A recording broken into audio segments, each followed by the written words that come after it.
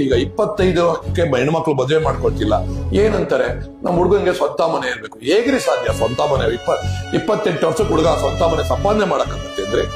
ಒಂದು SSLC ಆಗ್ಬೇಕು ಅಂದ್ರೆ 16 ವರ್ಷ ಕಂಪ್ಲೀಟ್ ಆಗಿರ್ಬೇಕು.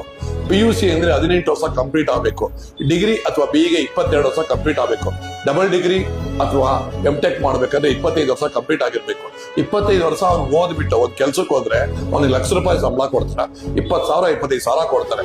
ಅವ್ನು 50,000 ಹೋಗೋಷ್ಟೊತ್ತಿಗೆ 30-31 ವರ್ಷ ಆಗಿರುತ್ತೆ. ಹೆಂಗ್ ಸಂಪಾದನೆ ಮಾಡ್ತಾನೆ?